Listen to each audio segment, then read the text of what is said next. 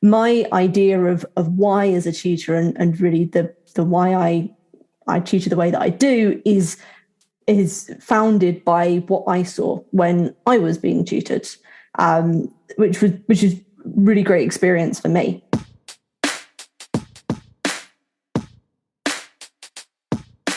I was really interested in botany and entomology as a kid. And that's something that my parents had no idea about. Butterflies were not their key area of interest, but they were mine. Often people have ideas that are better than what I thought. So sometimes I just have to not that often let them do it.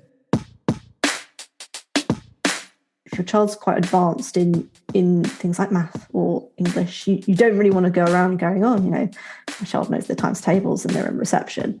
But because other parents will just look at you like you are forcing them to learn or something.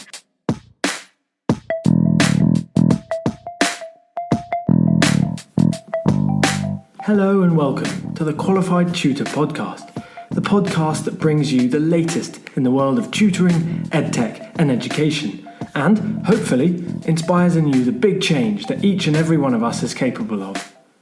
Qualified Tutor is an industry-leading tutor training organisation and online tutoring community for thousands of tutors around the world. This podcast is the voice of this community, where we aim to hear from tutors, teachers, entrepreneurs, coaches, business experts, students, tutorpreneurs, and more from the world of tutoring about what inspires them every day, how they can help tutors like you, and what they've learnt about tutoring along the way.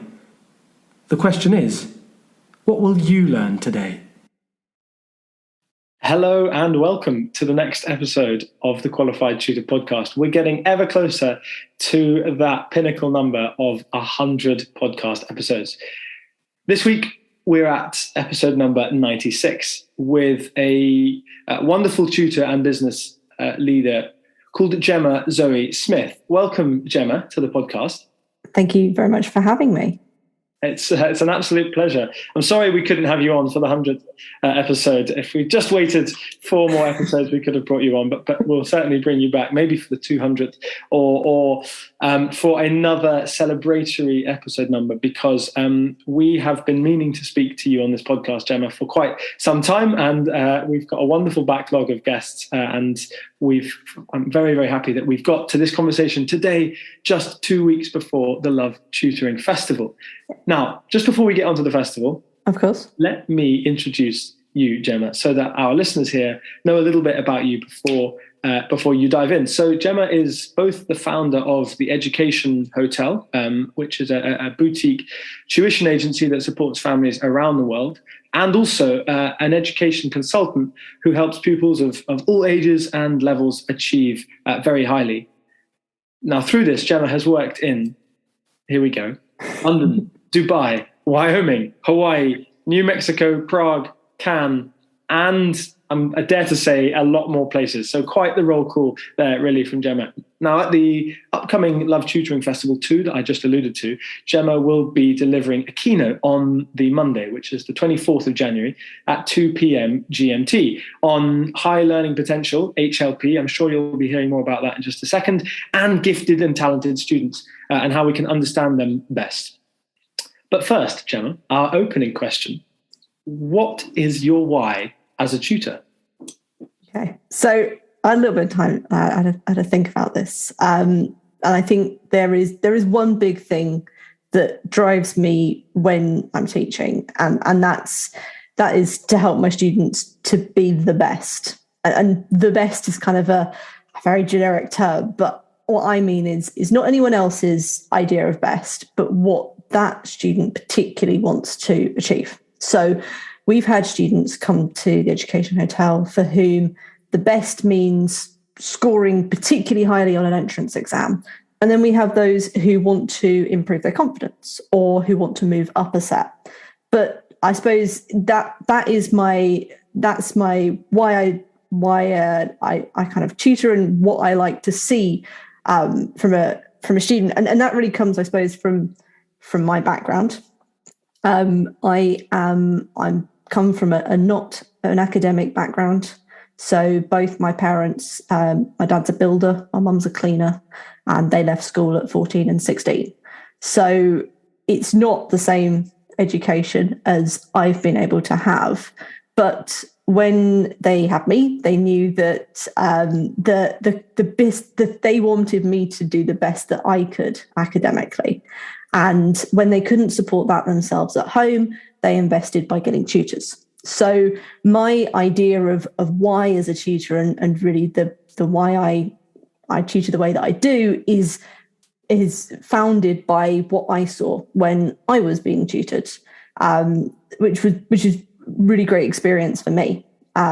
So again, as we said, I'm running a session on the HLP, so high learning potential, and a lot of our students, indeed in there and elsewhere, have really interesting interests, and I was one of those. I was really interested in botany and entomology as a kid, and that's something that my parents had no idea about.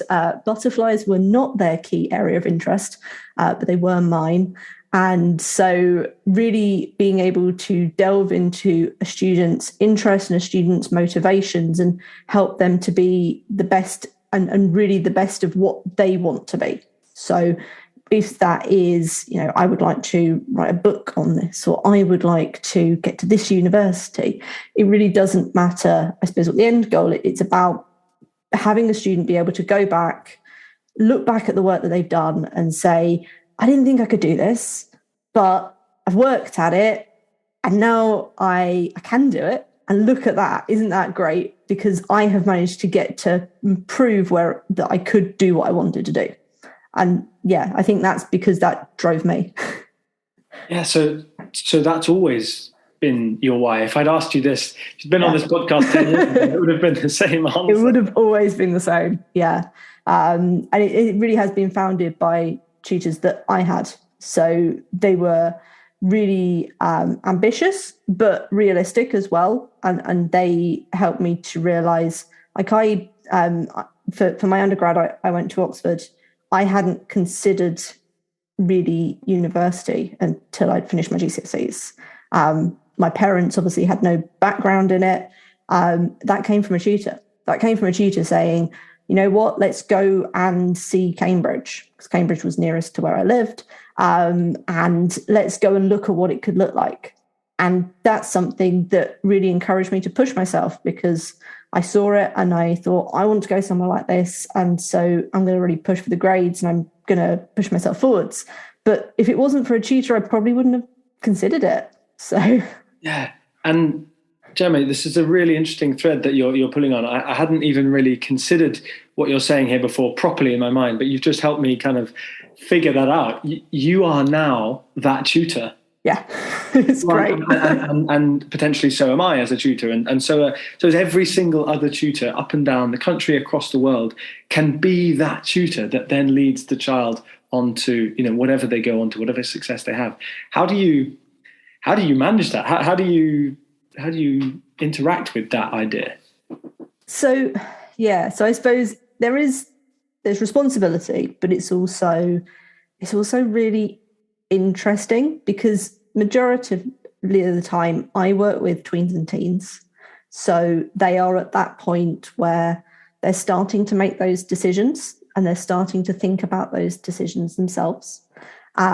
So a lot of what I do, I work quite intensively with students. As you said, I go to different countries and I work with clients out there. So a lot of this happens over the dinner table nowadays. So just conversations and really getting to know a student, getting to know their interests and suggesting stuff to them.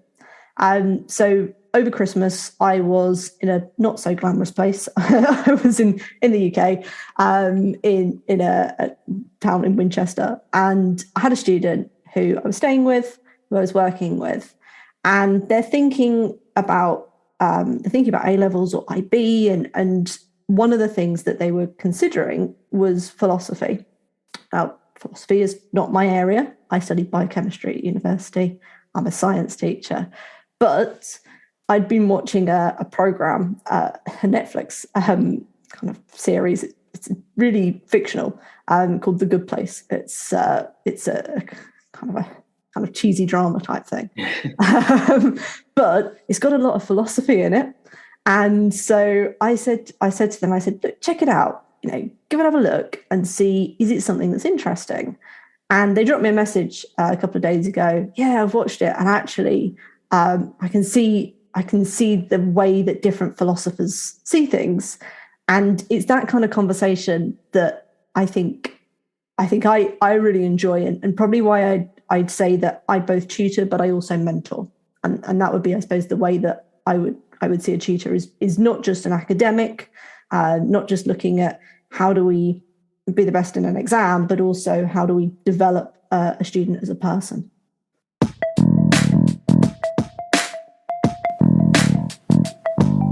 For those of you who know the Love Tutoring Festival, you'll be delighted to hear that we're back!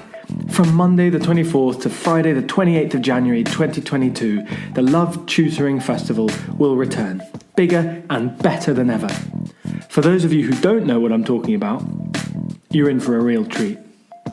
The most loved festival in tutoring, the Love Tutoring Festival is a 5-day online celebration of all things tutoring, with some of the biggest names in tutoring, education and pedagogy, and hundreds of committed and motivated tutors from all 4 corners of the globe taking part. It really is the biggest party in tutoring. We will again be working on a freemium ticket model this year, with all events totally free, apart from our famous and ludicrously inexpensive CPD accredited workshops. You can find out more, including the confirmed speakers so far, how to grab your place, and key information on our wonderful sponsors at qualifiedtutor.org/lovetutoringfestival. Let's raise standards in tutoring together. So, Jemma, you run the education hotel and your education consultant business. How do you manage both? It's hard. It is, and it's tricky to get them running the way that I want them both to. So it is something that it's something I'd say I'm still working on, definitely, because there's times where everything is running really well and really smoothly in the education hotel. Let me take a look at School and Uni, which is the consultancy. I'm like, there's things I want to change. And then I kind of get into changing that. And then there's something with the education hotel. So it is a bit of plate spinning. But I've decided to do the two. I really didn't originally plan to. I originally thought I'd do the education hotel. I keep myself busy and occupied, and I'd grow that and I'd develop that, and that would be the business that I ran. But really, what I started to realize was actually some of that stuff that I talked about earlier, that mentoring side. There were points where people were booking sessions with me and with my tutors that weren't for academic tuition. So I had parents who booked sessions just to understand, what is the UK university like? So what is the session like? Because I've got a lot of international students. They want to know, what's it like to do university in the UK? Can we understand it? Or I had parents whose children had entered boarding school and maybe they were getting reports back, but they didn't quite understand them. And they wanted to know, what can we be doing to support? Because yes, we could get a tutor in, but is that going to be the best thing? I go to parents' evenings on behalf of some of my students as well.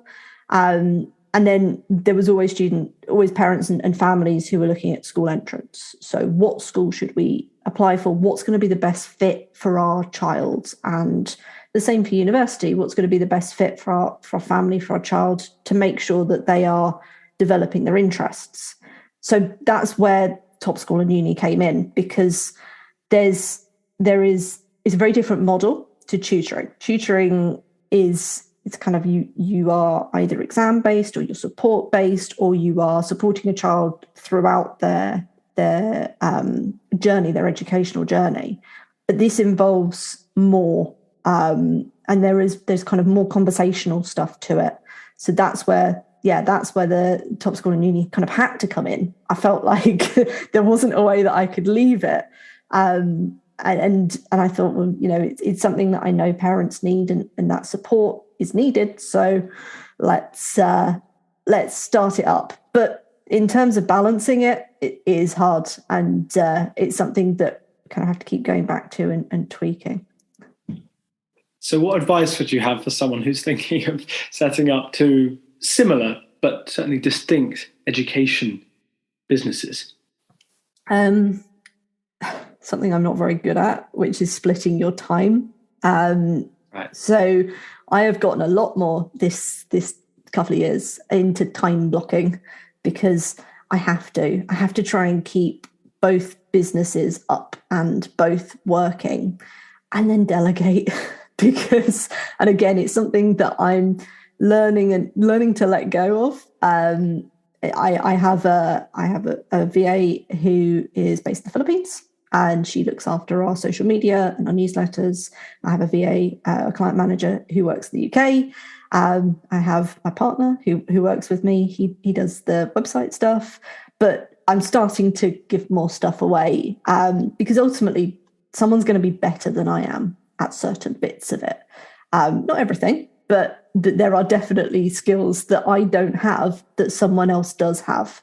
I've just recently got support for setting up kind of an email list, so that everyone who comes on board with the Education Hotel gets welcome from me and all of that stuff. So yeah, delegation. I always find it easier said than done. Yeah, it is. I think it's just part of that fairly kind of well-known trope now of it being hard to let go of something you've started. And I think lots and lots of people have started education businesses in the past 2 years. And probably now, 2 years down the line, they're getting to that stage where they need to delegate. The business is growing. They have too many clients or customers to handle themselves. So I think, you've been doing this obviously much longer than just the past 2 years, really. So that's it's very important to hear that. I think just a listener today hearing you say that's the kind of trigger that someone needs to actually kind of implement that. I think it can be so hard to know that that's what you should be doing, but for that just to sit on your to-do list for a month. It's hard because also when you take in a new person, you have to train them. And sometimes you're like, I just don't have time. I don't have time to train them. So then you put it off, but they are the person that's going to save you time. It is something I still work on, because I still struggle to give bits up. And I still think, are they going to do it like I do it? But ultimately that comes down to training and communication. And often people have ideas that are better than what I thought. So sometimes I just have to not that often let them do it.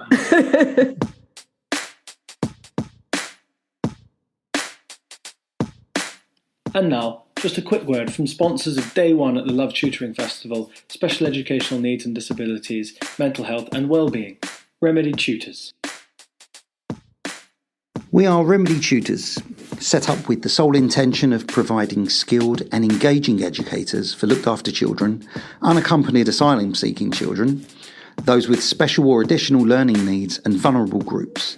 We've already had a huge impact on the lives of hundreds of young learners, with amazing success closing the attainment gap and helping children to re-engage with education. Find out more about joining Remedy Tutors and how we work on our website www.remedytutors.co.uk. Look forward to hearing from you soon. Now, Jemma, can you, just turning a little bit towards upcoming events, can you tell us a little bit more about the keynote that you'll be delivering at the Love Tutoring Festival too? Not everything, but can you tell us a little bit about a teaser, perhaps?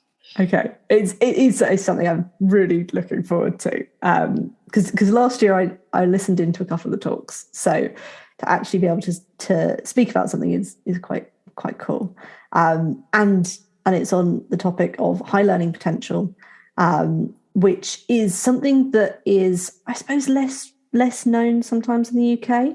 but something which I've got a personal draw to.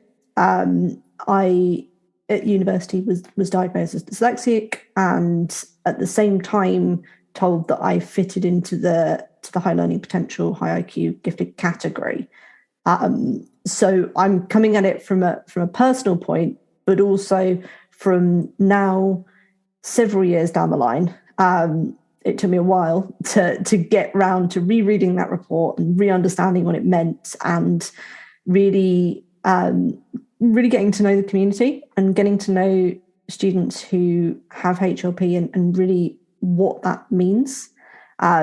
So kind of looking back and I'm excited because it's something that I think often when I interview tutors for the Education Hotel, I say to them, "Oh, we've got a small cohort of learners who are high learning potential, and this is how they present." And I'll explain to them about some of our learners, and some of our learners are really, really extended within a certain subject. So it's called kind of having a spiky profile. So I'd say they're kind of age related at certain subjects, but they're much further beyond in their real areas of interest. And sometimes that can be kind of beyond academics.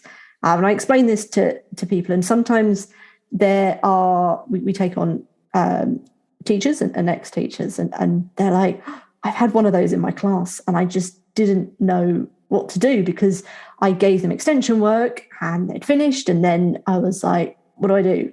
And it is something that's really hard to do in the classroom, because you get students who are bright, and then you get students who are high learning potential, which is kind of a step above. So it's going to be quite fun to talk about some of the case studies that we've had, and some of the techniques and the areas that we've been able to go into, because we now have a team that work with high learning potential, and some of the stuff that we do is really interest led. So I have team members who work with students who are quite young, but who really need that challenge because they're not necessarily getting it at school, and it's usually in a really interesting area. I'm going to try not to say so much because I want to save some bits for those tutors who come along for the talk. Yeah. So what kind of things are you hoping, what kind of learnings are you hoping attendees will have kind of by the end of the session? So I'm hoping that by the time people finish the session, they will be able to identify someone who might be HLP, and to be able to point their family in a direction of supports and where they can meet other families, because that often is a big thing when your child seems different to everyone else in the class, and you don't want to, if your child's quite advanced in things like math or English, you don't really want to go around going, "Oh, my child knows the times tables and they're in reception." But because other parents will just look at you like you are forcing them to learn or something. So being able to talk to other parents is one thing. But also so that tutors can consider not just HLP, but again, students who are bright, students who are maybe they are within certain subjects, they are above the level that they need to be. What can a tutor do? Because often people think about tutoring as support. So if a student is struggling, but actually it can be used in the other way. And if a student is doing very well, they're likely to get bored. And you'll see that in a classroom, you'll see disruption, you'll see, a student who might just become disengaged, and indeed the marks will slip. So how can a tutor get involved, and how can a tutor help that family to really develop that student? That is pretty good learning, I think, for a free 1 hour event with you, Jemma. So I think that's going to be a really, really good kind of post lunch session. That's at 2 p.m. UK time on Monday, the 24th of January. And that will be followed by a keynote by Fiona Spargo-Mabs about young people, drugs and decisions, that kind of thing. So that Monday is really about understanding. It's about furthering your learning. It's about being sensitive to the kind of the different kinds of learners that there are out there, and really expanding your knowledge and not staying in your own lane, which I think a lot of tutors and educators may sometimes be kind of guilty of. But just to finish here, Jemma. Of course. We have to finish. I know, it's very sad. We do have to finish. All good things. What does 2022 hold for? Okay. Hopefully, first of all, I suppose doing more of what I love. So that's the first thing. I really enjoy tutoring and I really enjoy advising families. So that's fairly similar. But for us, I think 2022 for me is all about future-proofing. The last 2 years, and really I started the Education Hotel fully in September 2019. I'd worked one-to-one as a tutor for, I've done it about 10 years now, but the actual agency came in a lot later. So we started, and then about 7 months later, COVID started. So we have run and expanded and really built the agency side of it up over these last couple of years, and it's been tough because we've all been locked down and really there hasn't, it's felt kind of on yourself. So the big thing for me is really to look to the future, and I want to make sure that we can continue helping families, so that the Education Hotel as a tuition agency and Top School and Uni as the education consultancy can both continue to support students for a really long time in the future. And so that's 2022's kind of focus, is making sure that everything is sustainable and everything can continue for the future. So that's the big thing. Sustainability.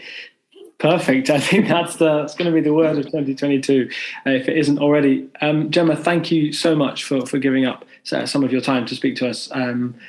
As I said, the next place that you can hear Jemma, at least in qualified tutor land, is at the Love Tutoring Festival on the very first day of the festival, Monday the 24th of January at 2 p.m, straight after lunch. Next week we'll be talking to Diego Mello, the founder of Nudge Education, and Claire Devaney Glynn about fetal alcohol spectrum disorder and about some of the work that Nudge have been doing in that area. So don't miss out on that either. That will be the final podcast before the festival, at which point we'll take a break from the weekly podcast. But of course, there will be 4 late night live podcasts at the festival to make up for a lack of weekly podcasts. So tune in for those. Definitely come and see Jemma at 2 p.m. on the first day. And a huge thank you once again to you, Jemma. Thanks for having me. It's been great. I hope you've enjoyed talking about it. I know it's something that very much is your passion project, and I think that shines through very, very clearly. So we'll see you all next time. Thank you. Cheerio. Bye. Bye-bye.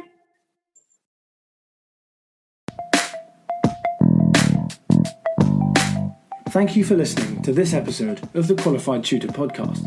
Whether you're a regular listener of this podcast or you've just stumbled across it, join the Qualified Tutor podcast group within the Qualified Tutor community to stay up to date with our latest news, offers, workshops, and of course, simply to meet other tutors like you. Whatever your level as a tutor, our training courses will be the next step in your professional development. Visit qualifiedtutor.org/training to find out more about our CPD accredited and Ofqual recognised courses, the first of their kind in the tutoring industry. Your student deserves the best tutor possible. Make that happen today by joining Qualified Tutor.